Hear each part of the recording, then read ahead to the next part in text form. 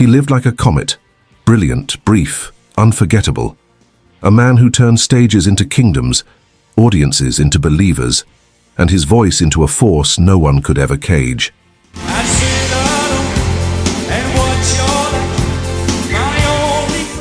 This is the story of Freddie Mercury, the boy who felt like an outsider, the musician who became a legend, and the human being who faced the end of his life with a courage that stunned the world.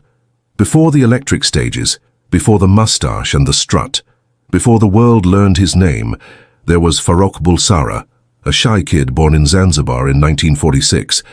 He was thin, quiet, and unusually artistic. His classmates saw him as different, too sensitive, too dramatic, too imaginative. Freddie never really belonged, not fully with the kids at school, not fully with his strict Parsi upbringing, not fully with the world around him. But what he did have was music. He could hear melodies in everything, footsteps, conversations, the rhythm of daily life. And inside him, something was growing, a desire not just to sing, but to express everything he couldn't say with words. When political unrest forced his family to flee Zanzibar, they moved to London. New country, new culture, new loneliness, but also a new chance. Freddie arrived in England with big dreams and almost no money, but he had a voice unlike anything the world had heard before, and he had the kind of ambition that burned hotter than fear.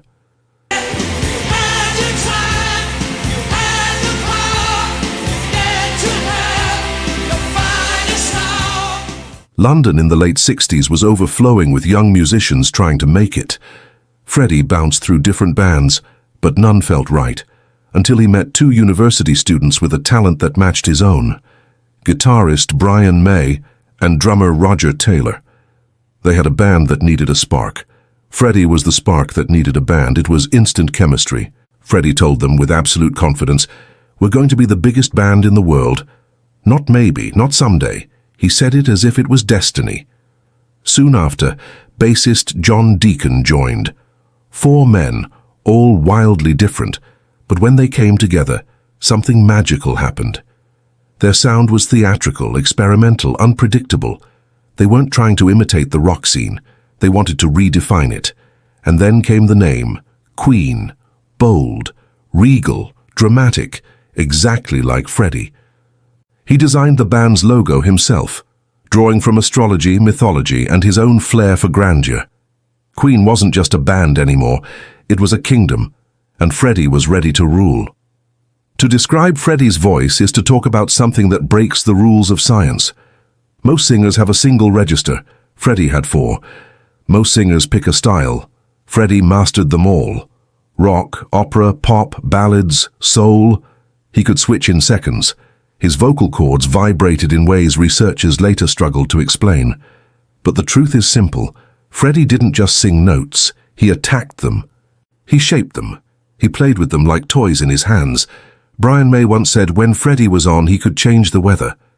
And he wasn't born with confidence. He built it, piece by piece, like armor. The shy boy from Zanzibar had transformed himself into a performer who strutted across stages as if he owned the earth beneath him. Queen exploded onto the music scene with songs nobody else would dare attempt. First came hits like Killer Queen, clever, playful, stylish. Then came Bohemian Rhapsody, a song so weird, so long, so complicated that every radio executive said it would fail. Freddie didn't care. He believed in it with the same fire he believed in himself. He said, "It's either going to be the biggest disaster or something very special." It became one of the greatest songs in the history of music. But as Queen's fame soared, Freddie's life grew more complicated. The spotlight was intoxicating and isolating. He wore flamboyant outfits, commanded crowds of thousands, yet felt alone the moment the lights dimmed. Behind the showmanship, there was a man struggling with identity, his sexuality, his relationships, and the fear of disappointing the people he loved. Off stage, Freddie searched endlessly for someone who could understand him beyond the fame. And he found her, Mary Austin. Their bond was deep, spiritual, unbreakable. Freddie called her his soulmate. He said, "All my lovers asked me why they couldn't replace Mary, but it's simply impossible." Even after their romantic relationship ended, She stayed the most important person in his life, the one who knew the real Freddie, the one who saw the boy behind the star. By the 1980s, Queen had become unstoppable. Tours sold out across continents. Everywhere they went, Freddie hypnotized crowds, his voice soaring, his charisma exploding like fireworks. But nothing compares to Live Aid in 1985. 20 minutes, 72,000 people in Wembley Stadium, billions watching worldwide, and Freddie Mercury turned it into the greatest live performance in the history of rock. He didn't need pyrotechnics. He didn't need dancers. He didn't even need a full stage show. All he needed was a microphone, a piano, and a stadium full of people ready to follow wherever he led them. In those 20 minutes, Freddie didn't just perform, he commanded the world. People who weren't even born yet would grow up watching that performance, wondering how it was possible for one man to control a crowd with nothing but his voice. Live Aid was a triumph, but it also hid a devastating truth. Freddie was already sick. By the mid-1980s, the rock world was shifting, and so was Freddie's life behind the curtain. He was exhausted. His voice, though still powerful, carried a hidden strain. His close friends noticed he was losing weight, withdrawing from parties, and spending more time with the people he trusted most. Then came the moment that changed everything. In 1987, Freddie Mercury was diagnosed with HIV. He didn't scream. He didn't collapse. He didn't rage against fate. He simply absorbed it. For a man who lived his entire life at full volume, his reaction was quiet, almost gentle. He told only a handful of people, the band, Mary, and a few trusted friends. Not even the press, with all their obsession and cruelty, could sense the truth. Freddie made a decision. He would not let the world watch him die. He wanted them to remember him as the man who ruled stadiums, not the man battling a devastating illness. And so he kept performing, writing, recording, even as his body began to change. Brian May later said he was determined to keep working. He wanted to leave as much behind as he could. Freddie didn't want sympathy, he wanted legacy. Queen entered a new era, one filled with urgency. Freddie would arrive at the studio wearing sunglasses to hide his weakening eyes. His legs were thinner, his movements slower. Some days he struggled to stand, other days he could barely breathe, but once he stepped up to the microphone, the fire returned. He sang with a force that shocked even the band. It was as if the less time he had, the harder he pushed himself. He would say, "Write me stuff. Give me something to sing," Brian recalled. Even when he was in pain, he would stand there until he got it right. Tracks like "The Show Must Go On" became more than music. They were messages. Written by Brian May but powered by Freddie's raw emotion, the song became a prophecy in real time. "My soul is painted like the wings of butterflies. I'll face it with a grin. The show must go on." Freddie sang those words knowing the truth, knowing the world would one day listen and finally understand. He didn't want sadness. He wanted beauty. As his health declined, Freddie surrounded himself with the people who made him feel safe. Mary Austin remained the center of his world, the one he trusted with everything. Freddie famously said, "You can never replace a person like Mary." He even left her most of his estate, including his home, because he believed she was the only one who would protect his memory. Then there was Jim Hutton, Freddie's partner during the final years of his life.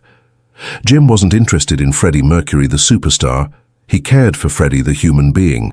He helped him eat, walk, sit, rest. He gave him dignity at a time when the world would have devoured him. Freddie also leaned on his bandmates, Brian, Roger, and John. Queen had survived fights, distance, egos, and fame, but this was different. This was loyalty. They didn't pressure him. They didn't force him to reveal anything. They simply followed his lead and stood by him until the very end. In a world filled with noise, Freddie built a circle of quiet love. Even as the disease progressed, Freddie insisted on returning to the studio again and again. He recorded songs for what would become Innuendo and Made in Heaven. His face grew thinner, his voice more fragile. But the emotion, the soul, grew stronger. There's footage of Freddie recording "These Are the Days of Our Lives." He looks directly into the camera and whispers, "I still love you." Fans didn't know it at the time, But that line was a goodbye. Freddie sensed that the end was nearing, but not once did he let fear take over. He wasn't angry at life, he wasn't resentful. He had lived exactly the way he wanted, fierce, flawed, passionate, and unapologetically himself. In his last year, he stopped taking medication that was no longer helping. He accepted what was coming, but he kept creating. The studio became his sanctuary, a place where his body's limits didn't matter, where he could still be the Freddie the world knew. Brian May later said that those final recordings were some of the most extraordinary moments of Freddie's career, not because they were perfect, but because they were honest. Freddie wasn't singing to prove anything anymore. He was singing to leave a part of himself behind. On November 22, 1991, Freddie decided it was time. For years, tabloids had speculated about his health, often mocking him, often cruel. But Freddie refused to let them define his narrative. So he wrote a short statement, not a confession, not an apology, but a truth delivered with dignity.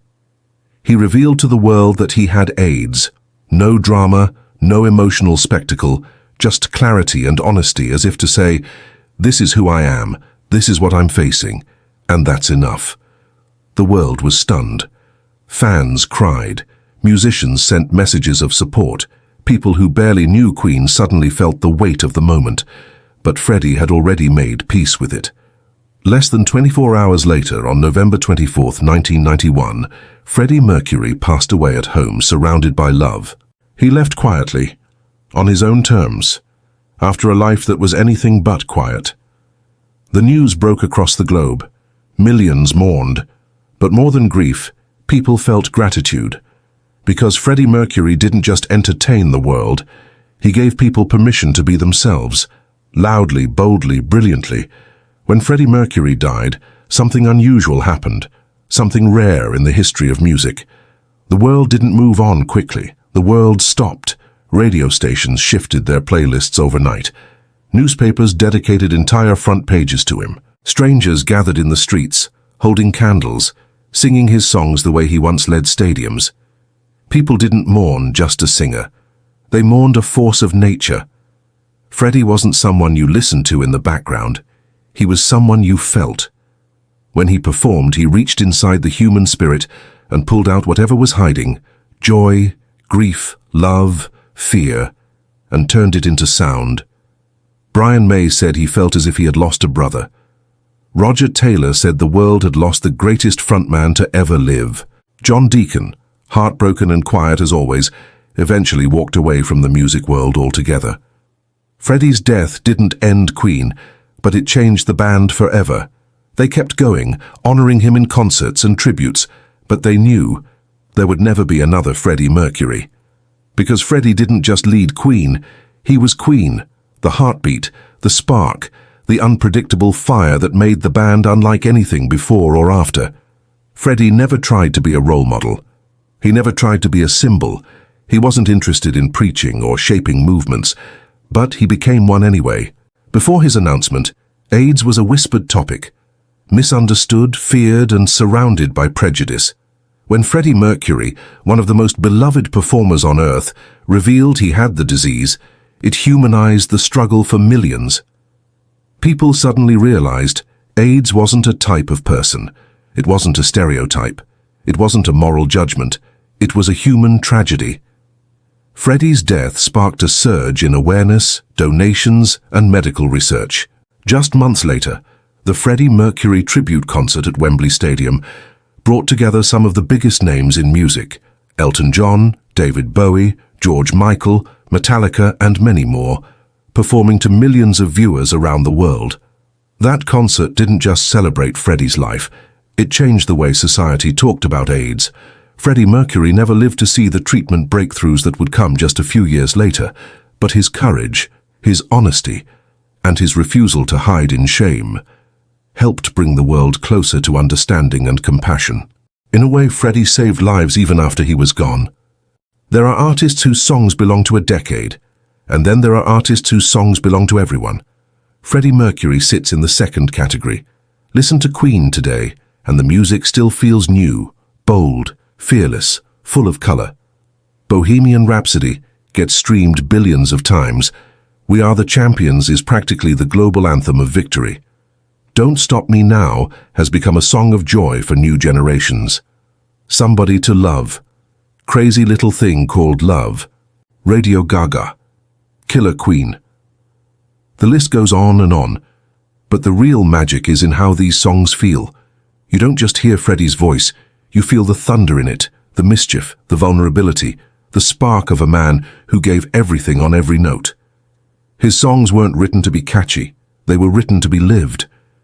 Freddie treated music like oxygen, something to breathe in deeply, something to exhale with force, something that expands life itself.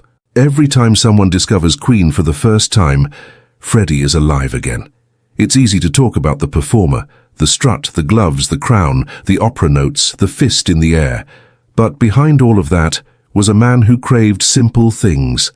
A cup of tea at home, a quiet moment with his cats, a conversation with Mary Austin without cameras, a peaceful walk through his garden, a night without rumors or headlines, a life where he could just be Freddie.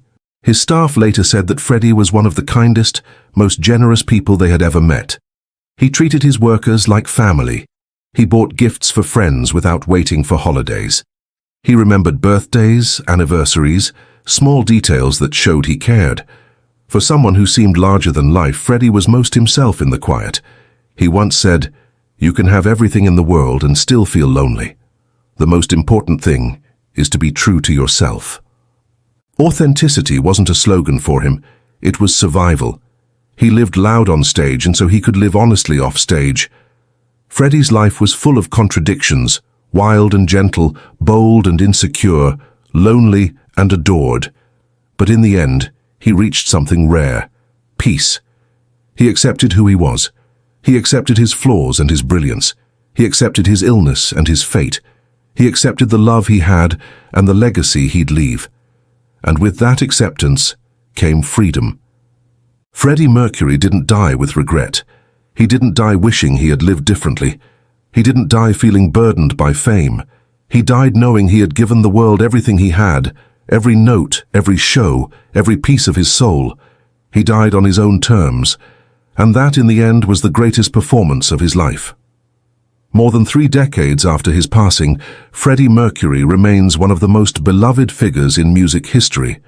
His voice is studied by scientists. His performances are watched by billions. His songs appear in films, stadiums, weddings, funerals, celebrations, protests. Everywhere humans gather to feel something together. Freddie Mercury isn't just a memory. He's a pulse in modern culture. Every time someone belts the high notes in Bohemian Rhapsody, every time a crowd shouts, "We Will Rock You" in unison, every time a child hears "Don't Stop Me Now" and starts dancing without knowing why, Freddie is there. Alive in the sound, alive in the joy, alive in the fire he lit inside people and never let go. Freddie Mercury's life was a masterclass in daring to exist without compromise. He showed the world that authenticity isn't always easy, that brilliance often comes with pain, and that mortality makes courage more valuable than applause. He taught that vulnerability can be strength. Being different is worth celebrating. Art can be both spectacle and soul. Fame doesn't replace honesty. Love, whether romantic, platonic, or familial, is the anchor in a stormy life. Freddie lived unapologetically, and in doing so, he left a blueprint for anyone who has ever felt out of place, misunderstood, or too much. Queen continued to honor Freddie's memory long after his passing. Tours with guest vocalists introduced his music to new generations. Biographical films like Bohemian Rhapsody reintroduced his story to millions around the globe. Every sold-out stadium reminded the world, Freddie Mercury transcends time. But it isn't just nostalgia. Queen's music remains relevant because it carries the essence of Freddie, audacious, daring, tender, wild, and human. Fans today don't just sing along to the music, they connect with his life story. They feel the courage to embrace their own uniqueness. They feel the joy of a performer who dared to give everything he had, not because he needed approval, but because he could not do otherwise. The ultimate reason Freddie Mercury resonates decades after his death is simple. He was human, in every possible sense. He laughed, he loved, he erred, he celebrated, he feared, he conquered. And he left no secrets about what it means to live vividly, even in the face of inevitable loss. His courage wasn't in defying illness or critics. It was in being himself fully, in every environment, in every circumstance. For those who watched, who listened, or who only discovered him years later, Freddie Mercury's life is an ongoing lesson. Be bold, be real, sing your song, no matter how high, how strange, or how difficult. Freddie Mercury's influence is everywhere. Musicians cite him as inspiration, from rock to pop to opera crossover artists. Broadway shows celebrate his theatrical genius. Films, commercials, and even viral videos echo his energy and style. But beyond the industry, there is a cultural shift he helped catalyze. His openness about his sexuality, his flamboyance, and later his battle with AIDS, broke down barriers of stigma.